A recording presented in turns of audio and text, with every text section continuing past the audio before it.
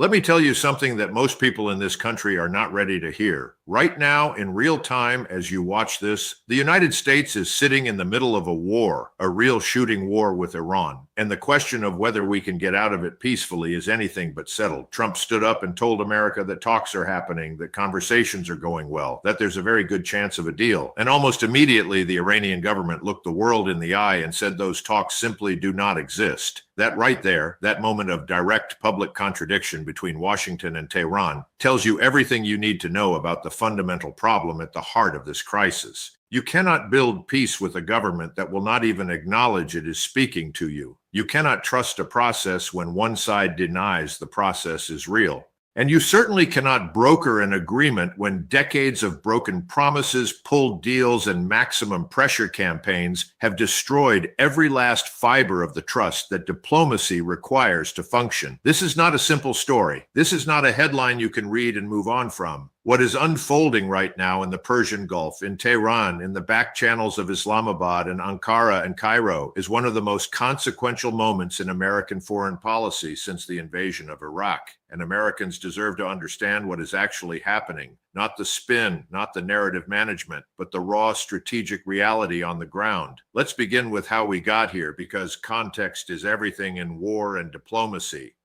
On February 28, 2026, the United States and Israel initiated coordinated airstrikes on Iran under Operation Epic Fury, targeting military facilities, nuclear sites, and leadership, resulting in the death of Supreme Leader Ali Khamenei. Think about what that means for a moment. The supreme leader of an entire nation state, a theocratic regime that has governed Iran for over 4 decades, was killed in a military strike. The shockwave from that single event cannot be overstated. It did not bring Iran to its knees. It did not produce an immediate collapse of the government. What it produced was chaos, defiance, and a new supreme leader, Mojtaba Khamenei, who gave no sign of relenting, warning that the Strait of Hormuz would remain closed as a tool of pressure. That is the strategic reality we are operating in. The Iranian regime, even after losing its supreme leader, even after absorbing thousands of American and Israeli airstrikes, even after watching its nuclear infrastructure get systematically dismantled, has not broken. It has adapted, it has pivoted, and it has found one lever of power that it still holds with iron hands: the Strait of Hormuz. Starting on March 4th, Iranian forces declared the strait closed, threatening and carrying out attacks on ships attempting to transit it. And when you understand what that means economically, you start to understand why these peace talks are happening at all, and why they are so extraordinarily difficult. Brent crude oil prices surpassed $100 per barrel on March 8, 2026, for the first time in 4 years, rising to $126 per barrel at its peak. The closure of the strait has been described as the largest disruption to the energy supply since the 1970s energy crisis, as well as the largest in the history of the global oil market. Let that land. Larger than the Arab oil embargo, larger than the Iranian Revolution, larger than any energy shock this planet has ever seen. That is what Iran did by closing 21 miles of waterway. That is the leverage Tehran is holding over not just the United States, but over every economy on earth that runs on petroleum. And make no mistake, Iran knows exactly what it is doing. Now, Trump made his move. He gave Iran a deadline: open the Strait of Hormuz, or he would strike Iran's power plants, obliterate them, his word. And then, at the 11th hour, he backed off that deadline and announced that talks were underway. Trump said his ultimatum for Iran to reopen the strait was being postponed amid what he called good and productive peace talks with Tehran. He said the conversations were in-depth, detailed, and constructive. He said his envoys Steve Witkoff and Jared Kushner had been engaged in serious back-channel diplomacy. He pointed to Egypt, Turkey, and Pakistan as intermediaries. And then Iran's foreign ministry put out a statement saying there had been no dialogue with Washington whatsoever, calling Trump's claims an attempt to reduce energy prices and buy time to implement military plans. So who is lying, and does it even matter at this point? The answer to the first question is complicated, and the answer to the second question is it matters enormously, because here is what we actually know. A U.S. source said Turkey, Egypt, and Pakistan have been passing messages between the U.S. and Iran, with the foreign ministers of the 3 countries holding separate talks with Witkoff and Aragchi. diplomacy. Messages are being transmitted. Points are being reviewed. A senior Iranian foreign ministry official told CBS News exclusively that they received points from the U.S. through mediators, and those points are being reviewed. So something is happening. The Iranians are not completely silent, but they will not call it negotiations.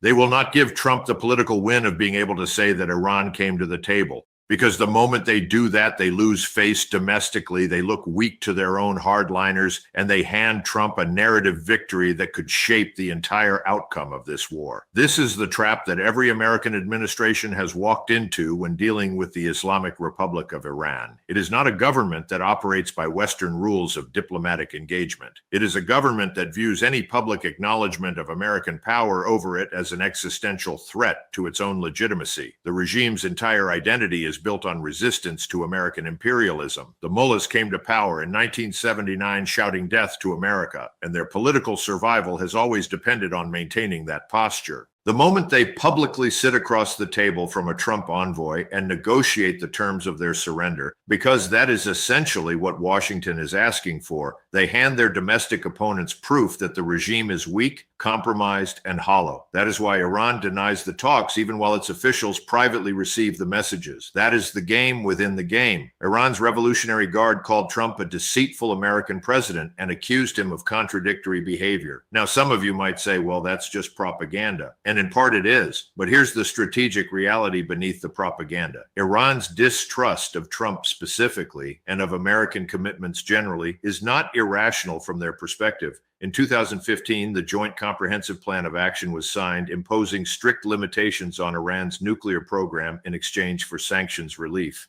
In 2018, the United States withdrew from the agreement, with Trump stating that the heart of the Iran deal was a giant fiction. Iran made concessions. Iran complied with inspections. Iran got a deal that the international community endorsed. And then the United States walked away from it unilaterally and then reimposed crippling sanctions. From Tehran's perspective, why would they ever trust a deal made with Donald Trump when Donald Trump himself tore up the last deal? That is not irrationality. That is institutional memory.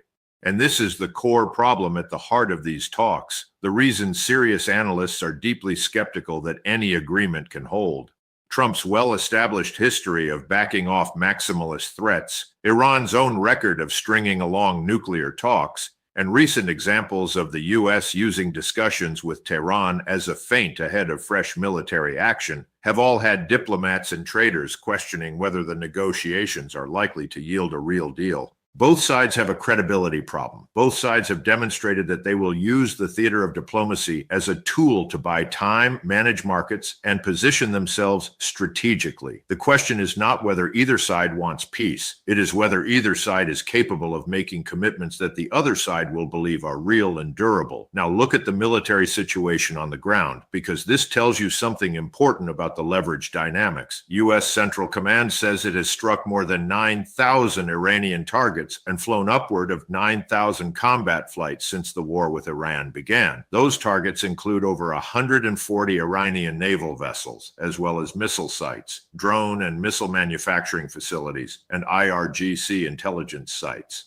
The American military has been devastating in its application of force. There is no question that the United States has inflicted extraordinary damage on Iran's conventional military and nuclear infrastructure. But here is what every serious military officer understands. Destruction is not decision. You can bomb a country into rubble and still not achieve your strategic objectives if the government refuses to capitulate and the population refuses to break. We learned that in Vietnam. We learned that in Iraq. We learned that in Afghanistan. Air power alone does not end wars. Political outcomes end wars. And the political outcome here is deeply unclear. Trump claimed the war is very complete and that we already won the war in many ways, but then walked back some of those comments, supporting Defense Secretary Hegseth, who stated it was just the beginning of building a new country. You cannot win a war and simultaneously be at the beginning of nation building. Those two statements cannot coexist. One of them is honest about the complexity of the situation, and one of them is political messaging for domestic consumption. This kind of contradiction at the top of the policy chain creates confusion in the field, uncertainty among allies, and strategic incoherence that adversaries can exploit. Iran, for all its weaknesses, is very good at exploiting ambiguity in American policy. Meanwhile, consider what this conflict is costing the American economy and the economies of every nation on Earth. The head of the International Energy Agency says the global economy faces a major threat because of the Iran war. Fatih Birol said the crisis in the Middle East has had a worse impact on oil than the two oil shocks of the 1970s combined, and a worse effect on gas markets than the Russia-Ukraine war. American families are paying the price of this war every time they fill up their gas tanks, every time they buy groceries that had to be shipped on petroleum-powered trucks, every time they heat their homes. The cost of this conflict is not abstract. It is denominated in dollars that come out of working people's pockets every single day that the strait remains contested. And there is no easy military solution to that problem. Despite nearly 2 weeks of airstrikes, the IRGC's main small craft fleet has largely remained intact. Iran has the ability to continue harassing shipping in the strait with small, fast boats, mines, drones, and shore-based missiles. Iran still retains upward of 80 to 90% of its small boats and mine layers, meaning its forces could feasibly lay hundreds of mines in the waterway. Reopening the strait through military force alone would require a sustained, intensive naval campaign that puts American sailors and equipment directly in harm's way with no guaranteed timeline for success. That is why, even with all of America's military might on display, Trump was looking for an off-ramp. Markets were rattled.